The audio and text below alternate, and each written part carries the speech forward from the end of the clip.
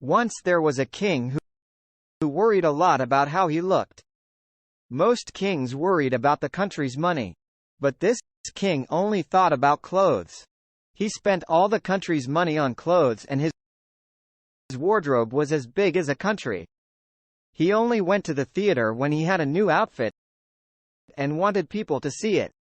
The king was not often in council, but he was often in his wardrobe. So the people in the country were all dirty clothes, and the king's council did all his work for him. Actually, this was quite good. The council understood the job better than the king. Things went well until one dark day. A pair of brothers came to the castle, saying that they were famous weavers, but they were lying.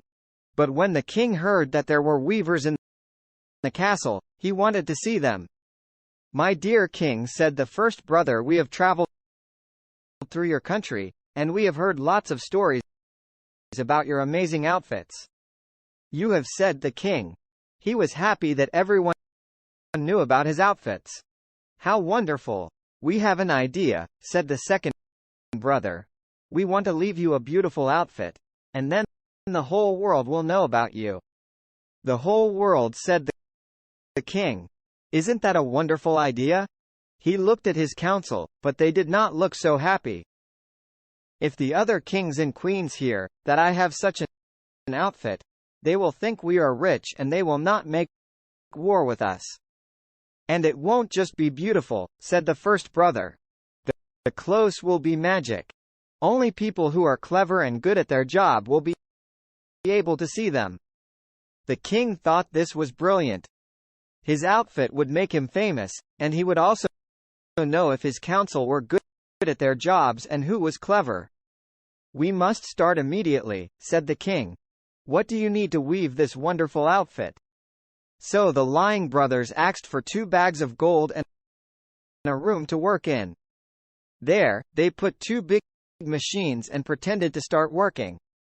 They put the gold in their own bags. And they did not put anything in the machines. They moved their hands in the air and worked the machines. It made lots of noise, but of course, the machines were empty. They were only pretending.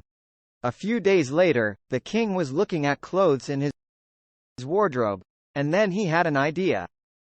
He could send his council to go and see how the weaver's work was going. That way, he would know if his council were good at their jobs. He sent the oldest man in the council to go and talk to the weavers. The councilman thought he would easily see the outfit. But when he walked in, he saw 2 empty machines and the levers working. "My God," he thought. "Does this mean I am stupid? Then I must not be good at my job." "Councilman," said the brothers, stopping their work.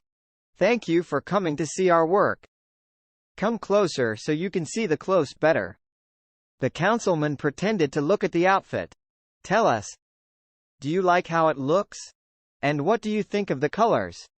They spoke for a long time about the clothes, used many long words, and asked what the councilman thought. He said, "Yes, yes," and told them that the outfit was beautiful. He did not want them to think he was lying, so he asked for the names of the colors so that he could tell the king.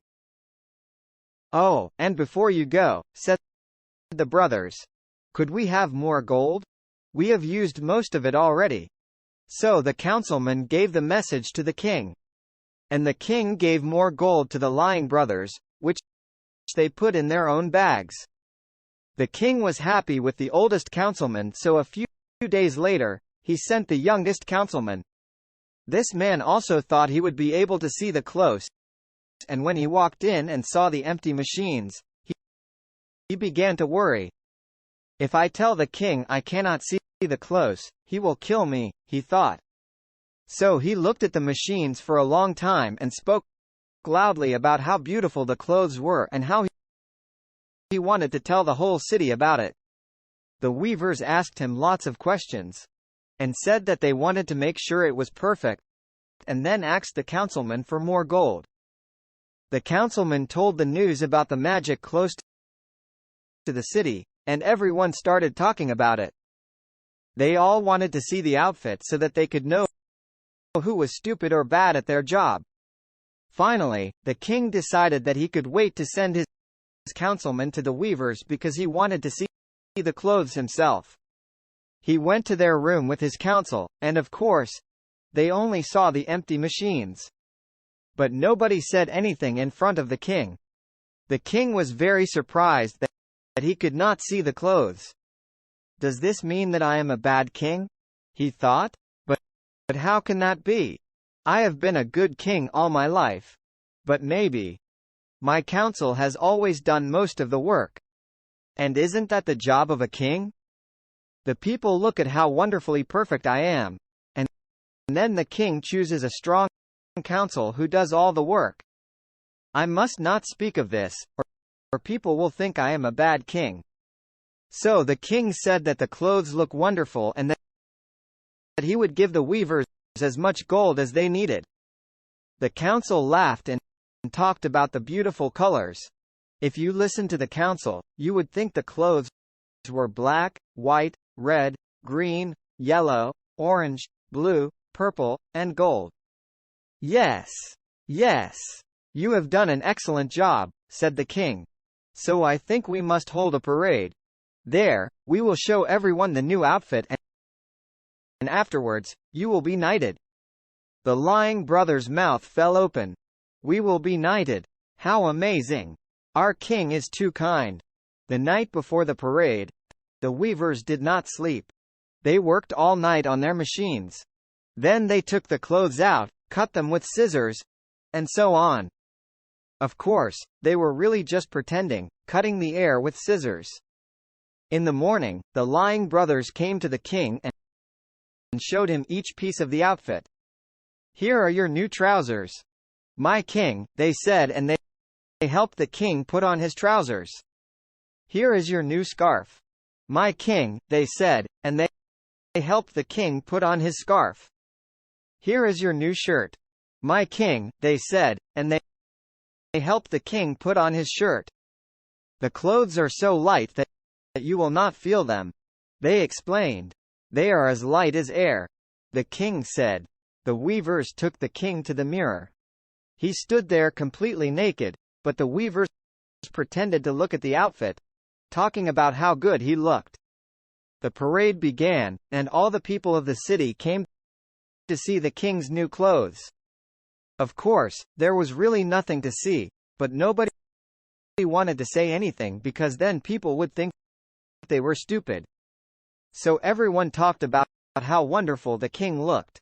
Finally, a young girl saw the king and she could not understand what everyone was talking about. But he's naked, she said. The king is naked.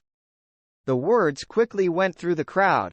Everyone started to talk about the king's new clothes.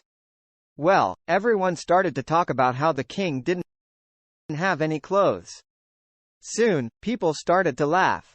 The king is naked. It does not matter. The king thought. The people of the city are stupid. I knew that already. And I know that I look excellent.